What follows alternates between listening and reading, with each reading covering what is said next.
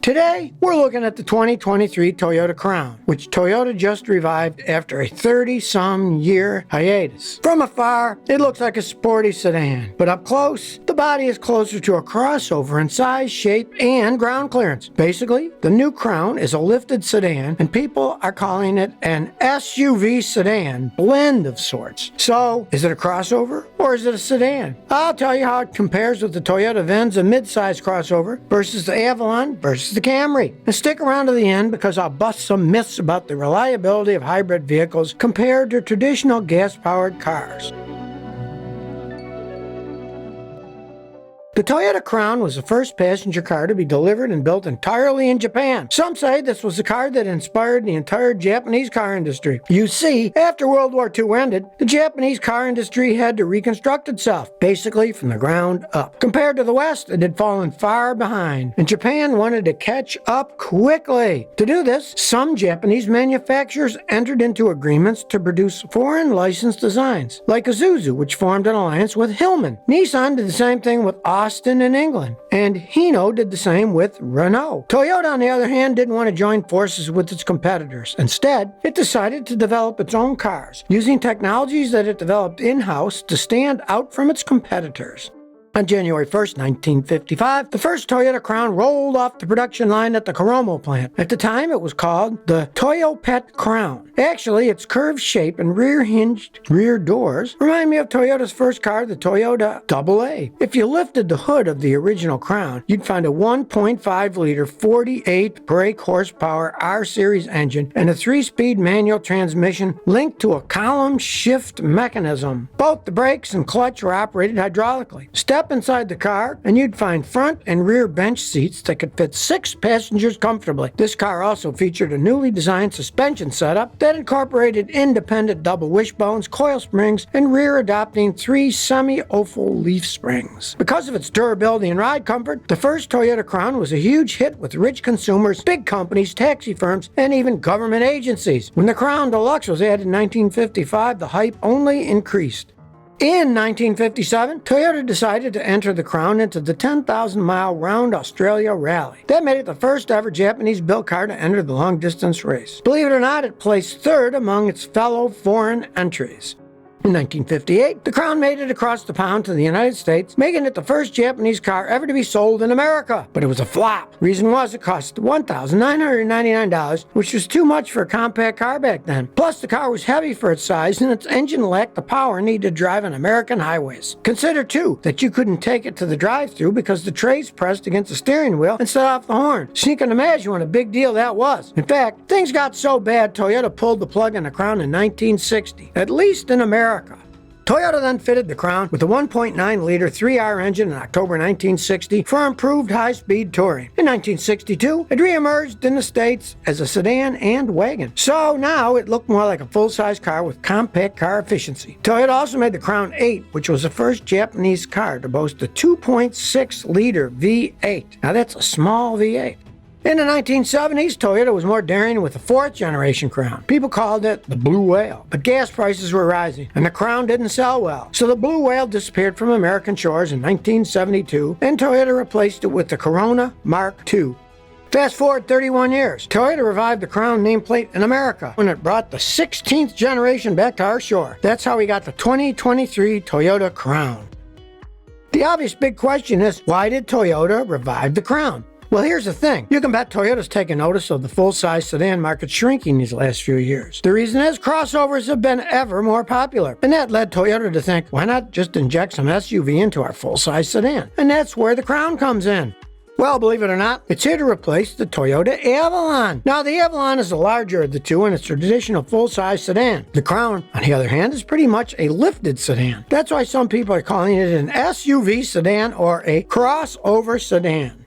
But there's a catch. The ground clearance of the latest Crown is more or less similar to the latest Toyota Camry. It's around 6 inches shorter than a CR-V. And it's 3 inches taller than the Honda Accord. The Crown leans towards a crossover in areas like its standard all-wheel drive and its higher seating position. The high seating position and 3-box styling means the Crown falls into the same niche category as the other two vehicles, the Subaru Outback SUS and the Volvo S60 Cross Country. See, the idea of an SUV-like sedan is nothing new. It's been done before. Back in the late 1990s, Subaru released the Outback SUS. The letters SUS stood for Sport Utility Sedan, and it was actually produced by Subaru for several generations. The thing is, these generations were not very big sellers, especially when you compare them with the sales of the traditional Outback station wagon. The Volvo S60 Cross Country also fell into this category. It was an almost off-roading version of the S60 sedan, but just like the Outback SUS, it wasn't very successful in terms of sales. That's why some car experts are on the fence with the latest Crown. It's too early to know if the 2023 Toyota Crown will break the cycle and prove to be a winner, or will it stand in the land of mediocrity like the other SUV-like sedans.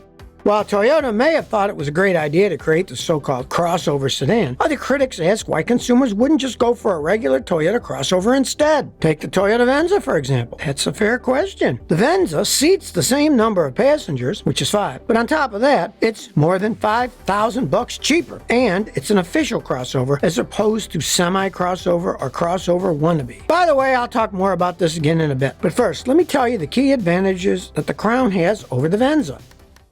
First of all, the Crown offers better performance. Both the 2023 Crown and the Venza come exclusively with hybrid powertrains, but the Crown offers 2 hybrid powertrain options. The more powerful option is the Hybrid Max setup that's similar to the new Toyota Tundra iForce Max, but in a lighter vehicle. Simply put, it's more powerful than the Venza. I'm talking a turbocharged 2.4-liter 4-cylinder with an electric motor in the rear axle that delivers up to 340 horsepower. It also has more torque, so you get faster acceleration. The Crown offers overall better driving dynamics, including cornering, than the Venza does. The Venza, on the other hand, offers just one powertrain option. Mechanically, the Venza is practically identical with the RAV4 hybrid. We're talking a 2.5-liter 4-cylinder engine with 3 electric motors coupled with CVT automatic transmission. It's somewhat similar to the base-level Crown. By that, I mean the Crown XLE trim, except that the Venza outputs less horsepower. The Crown also offers better fuel economy. The base model, for example, gives you 41 combined city highway compared to the Venza's 39 miles per gallon. Speaking of hybrids, there are some mixed opinions about it. But I'll tell you now, if you're worried about hybrids, there's really nothing to worry about in the short run. Believe it or not, a recent study found that the latest generation of hybrid vehicles is actually even more reliable than traditional gas-powered ones. In another analyst report, mild hybrid passenger cars rank first for predicted reliability. That said, plug-in hybrids fell a little behind the pack, at least for now. A key advantage with hybrid vehicles is that you can worry about the engine wear far less than you would with a traditional car. A hybrid vehicle has a traditional internal combustion engine and at least one electric motor. The electric motor typically outlasts the rest of the vehicle since it has few moving parts. But more than that, it can help extend the lifespan of the gasoline engine. Reason is, when you press down on the accelerator pedal in a stationary hybrid vehicle, the electric motor is what gets it rolling by outputting maximum torque from 0 RPM. This gives the engine time to start up and reach optimum RPM before it takes over at higher speeds. This reduces the wear and tear in the engine. Now, don't get me wrong, yes, researchers and analysts say that hybrids are more reliable than traditional gas-powered vehicles. But that doesn't mean hybrids are perfect. Far from it. One of the biggest problems is that hybrids cost more to build than traditional gas-powered vehicles.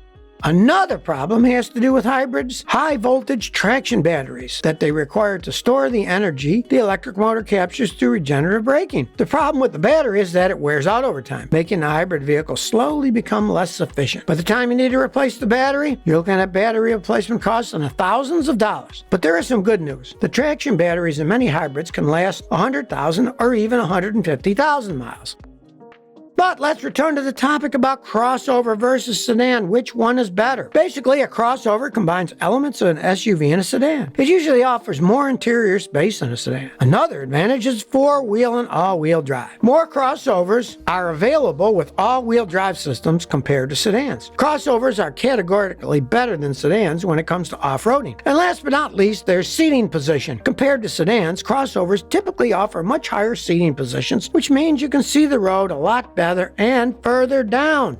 But at the end of the day, sedans are the better option if you're a practical person. First of all, sedans typically offer better fuel economy than crossovers. Also, sedans typically offer more headroom than crossovers. If you're on the taller side, you probably already know that. Sedans are also more fun to drive because they have lower ride heights, less weight, and tighter suspension. And lastly, sedans offer more visibility advantage, specifically when you're trying to park. Simply put, it's a much easier job to park a sedan than a crossover. Of course, with modern technology, many newer newer cars come with a parking camera system, so this aspect is nominal. But if that system were ever to go out, well, you'd be left with your manual eyes. All of this is to say, sedans are generally a more practical option than crossovers.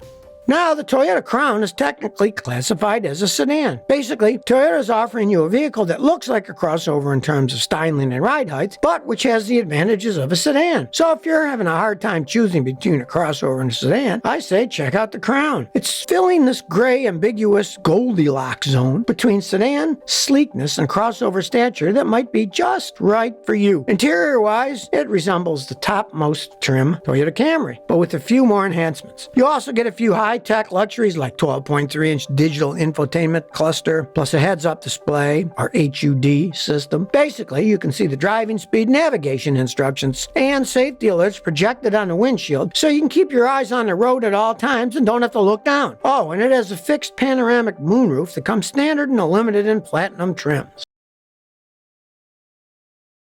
The Toyota Corolla Cross. I'm talking about the relatively new compact crossover that's built on the same TNGA-C platform as the Corolla, but has a vehicle size that's somewhere between the CHR and the RAV4. I'll explain how the Corolla Cross differs from the Corolla sedan and hatchback versions. I'll also share with you how it competes against other compact crossovers like Honda, CR-V, Chevy Equinox, Nissan Rogue, and Subaru Forester. The Corolla Cross is still a young vehicle. Toyota only released it starting with the 2022 model. The crossover gets its name from Toyota's best-selling and reliable compact sedan, the Corolla. The crossover sits on the same Corolla platform, and its interior matches the classic sedan's overall styling, materials, layout, technology, and convenience features. If you want to see the key differences between the sedan version versus the crossover, let's talk about performance. A standard Corolla comes with two engine options, a 2-liter 4-cylinder engine that pumps out 169 horsepower, and a hybrid version that pumps out 134 horsepower. The Corolla also offers a high-performance version with the GR Corolla.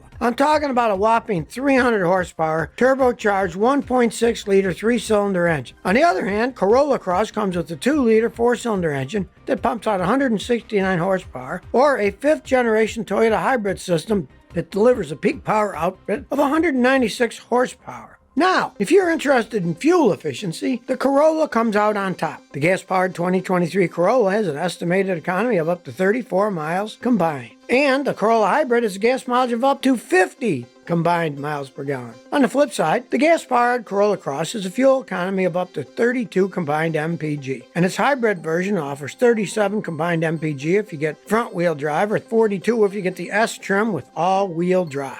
Both the classic Corolla and the Corolla Cross offer a traction-enhancing all-wheel drive system. If you're into off-roading, the Corolla Cross is the better choice. That's because it has higher ground clearance than the classic Corolla. I'm talking up to 8.1 inches versus 6.7 inches. Also, if you need to tow, the Corolla Cross can tow up to 1,500 pounds, where the classic Corolla is not rated for towing at all. Now, the Corolla crossover, hatchback, and sedan version each seat 5 people, but the Corolla Cross is the largest of them all, both inside and out. Inside, the crossover offers a total passenger volume of 95 cubic feet, compared to the sedan that offers 88.6 cubic feet, or the hatchback version that offers only 84.6 cubic feet. So it's more spacious of the 3 options. If cargo space is important to you, your best bet again is the Corolla Cross. I'm talking a cargo space of 21.5 cubic feet. But if you fold down the back seats, you'll get a max cargo capacity of 66.8 cubic feet. That's far more than the Corolla hatchback gives you, which is 23 cubic feet,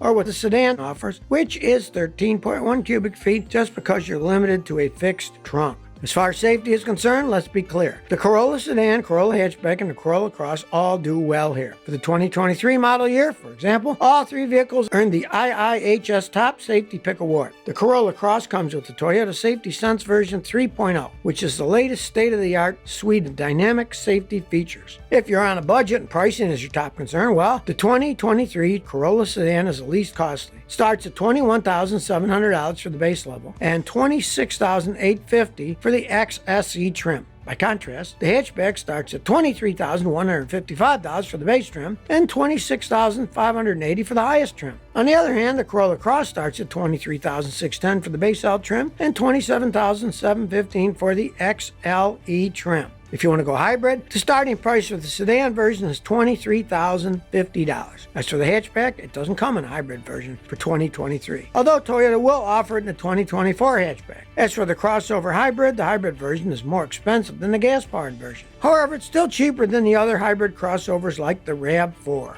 The Corolla Cross hybrid version base starts at $27,970, where the highest hybrid XSE starts at $31,065 before optional add-ons. All in all, if you're wondering whether Corolla sedan, hatchback, or crossover is better, well, honestly, depends on what you need and value in a car. The standard Corolla excels in fuel efficiency and lower base price. Plus, there's also the powerful GR Corolla variant. But the Corolla Cross wins if you want more passenger and cargo space, towing capability, and some off-road experience. That said, all-wheel drive is handier in inclement weather like snowy conditions, but don't expect extreme wild off-roading even with the all-wheel drive system. Yes, it can handle some rocks and rolling in the mud, but it's not the best off-roader out there. Actually, it's subpar. And also, don't expect certain basic features for a car of its stature. For example, you won't get a heated steering wheel, which can be a letdown for some people. Right now, almost every Toyota that's sold in America is built domestically here in the States. It's no different for the Corolla Cross, which is made on U.S. soil. To be specific, it's assembled in Huntsville, Alabama. Funny enough, the plant assembles the Corolla Cross isn't a 100% Toyota plant. It's actually co-owned by Mazda. Now, this isn't the first time that Toyota and Mazda have teamed up, and it probably won't be the last either. Both Toyota and Mazda have a 50% share of the Mazda-Toyota manufacturing plant in Alabama. It's a multi-billion-dollar investment by these two car giants. Now, mind you, this is no small plant. Right now, the factory is producing the Toyota Corolla Cross and the Mazda CX-50 side by side, and it can hold some 4,000 workers with the capability to churn out 300,000 cars total each year.